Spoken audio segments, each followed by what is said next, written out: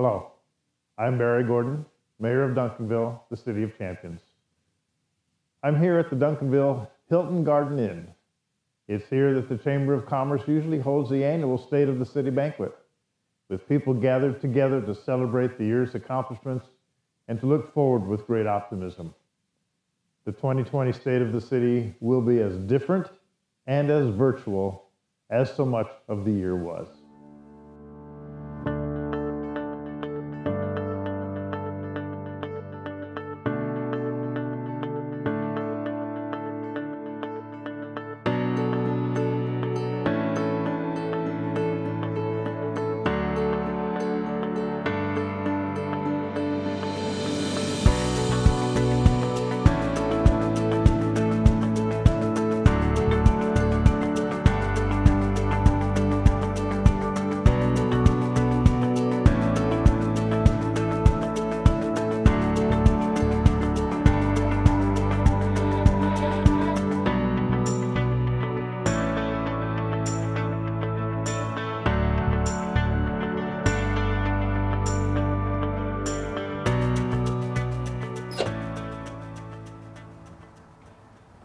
On March 13th, 2020, I signed a declaration of local disaster in response to the COVID-19 pandemic. With that, the way our city conducted business changed, but the work continued.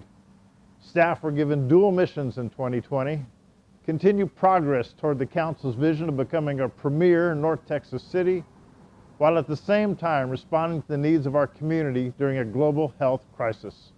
Assistant Fire Chief Greg Chase is here to tell you more. Thank you, Mayor Gordon. 2020 has been difficult for the Duncanville Fire Department and emergency services nationwide. Our department was prepared for the pandemic, though, having had the foresight to obtain the supplies we needed to continue providing safe care for our residents. We worked closely with Dallas County, monitoring the pandemic's impact here in Duncanville, always using that data to inform how we can better perform our duties. We and our regional partners with DeSoto and Cedar Hill have staffed special responses, from providing a paramedic to screen COVID-19 related calls at our Southwest Regional Dispatch Center to forming a specialized squad to provide that response. The pandemic did change how we made contact with our patients, but we will always maintain the same standard of quality care citizens have come to expect. Jeanette? Thank you, Chief Chase. Closing the doors to the Senior Center has allowed us to protect some of the most vulnerable in our community. We then quickly adapted to make sure that the services we provide our seniors remain available, convenient, and most of all safe. And so here at the center, we introduced free curbside meal pickup and added socially distanced events like virtual activities and drive-in bingo.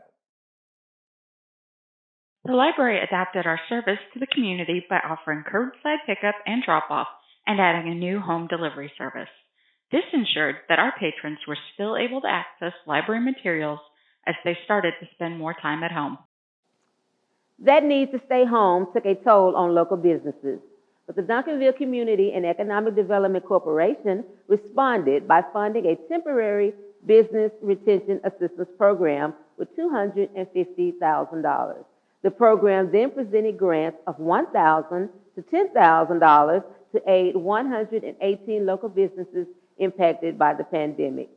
Duncanville partnered with Dallas County for CARES Act federal funding that provided much needed money for both businesses and residents. We also worked with the Duncanville Outreach Ministry to ensure that those in need got help. Mayor Gordon? Duncanville ISD reacted quickly to ever-changing conditions brought on by the pandemic. In March, they stopped in-person learning and immediately began work on a plan of how to safely and effectively educate our students. Students returned to school on September 8th for virtual learning with the help of the district's technology department.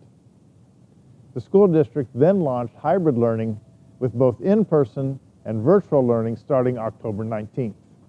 Throughout the year, difficult decisions had to be made in the interest of public health and safety. City staff, the council, and I agreed to cancel beloved traditions like the 4th of July celebration, our Halloween Boo Bash, and our annual Christmas parade, as each of these had the potential of bringing large groups together, increasing the spreading of COVID-19. But while 2020 brought with it disappointment, there were some exciting developments for Duncanville, and here's Timothy Hamilton to fill you in. Last year, Parks and Public Works completed work on the pavilion and parking lot at Lakeside Park. And more recently, new fitness equipment has been installed at Pyburn Park. The Texas Parks and Wildlife Commission awarded Duncanville's Armstrong Park Kidsville and Splash Pad project a non-urban outdoor grant in the amount of $750,000, which will add additional monies for use on Proposition A projects. The city's IT department, in partnership with Charter Spectrum, also launched Wi-Fi in 10 of the city's parks with installation completed in May of 2020. Citizens and guests to city parks who are not Charter Spectrum customers can connect to this service using free Spectrum Wi-Fi ID and enjoy 1 hour of free access per day with the opportunity to purchase additional access time starting at $2.95 per hour. Thank you, Tracy and Timothy. We completed the 2020 census. Despite planned outreach activities being canceled, online campaigns and efforts by the Complete Count Committee yielded an increase in the self-response rate, beating the 2010 census. 73.2% of Duncanville residents responded by mail, phone, or online. This will help our city get much of the needed funding for our schools, emergency services, and more. John? Thanks, Athena. Public Works completed sidewalk work in Fair Meadows North Subdivision and along Daniel Dale Road. There was also the installation of ADA ramps in the Greenway Estates subdivision. The completion of the water main replacement projects along West Center, South Alexander, Link Drive, High Ridge Drive, and various locations in the Irwin Kiesler subdivision improved water quality for many Duncanville residents. Each of those projects will be finished with a mill and overlay in 2021, resulting in a much smoother drive. The deaths of George Floyd, Breonna Taylor, and many more sent shockwaves that were felt around the world and here at home.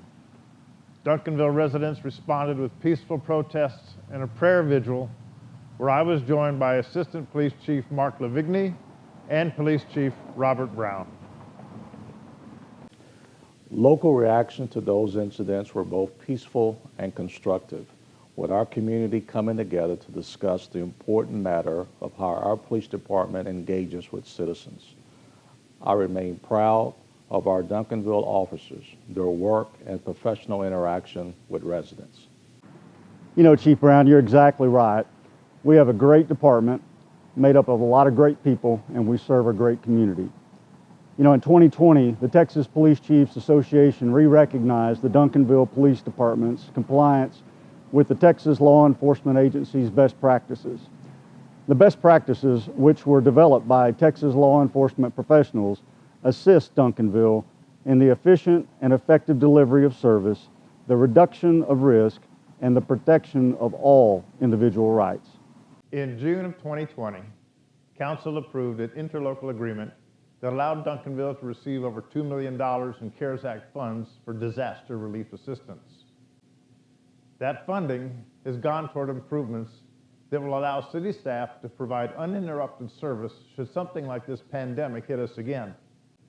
Duncanville City Council also approved both a balanced budget that will maintain the high level of service our citizens have come to expect, and we also put in a tax cut of just over 2.5 cents. I will add that despite the economic impact of COVID-19 on our structure and our businesses here in our city, we maintain a strong financial position of responsibility with our budget, and the city itself is in a very strong position as evidenced by our continued holding of a AA bond rating. I also want to take this time to express the gratitude and thanks of the entire City Council to Mr. Paul Frederickson, our Assistant City Manager, who was appointed as interim City Manager while the Council searched for a new individual. He and the entire staff of our city stepped up and did an incredible job of facing unprecedented issues during the COVID-19 pandemic. Our greatest thanks for all that they have done. In 2020, our city faced unprecedented challenges that everyone, our police officers, firefighters, staff, community partners, and Duncanville residents faced with both hard determination and the greatest compassion. In the coming weeks, more and more Americans will receive the vaccine, trying to bring an end to this pandemic. Life will hopefully return to the normal, and our community will come together again to enjoy those familiar traditions very soon. Your City Council and I appreciate the opportunity to serve in normal times, but are truly honored to be here to do the hard work during challenging times like we all just lived through. So, it is with the greatest optimism and joy that I look forward to 2021. Thank you. God bless you, God bless America, and God bless Duncanville, our city of champions.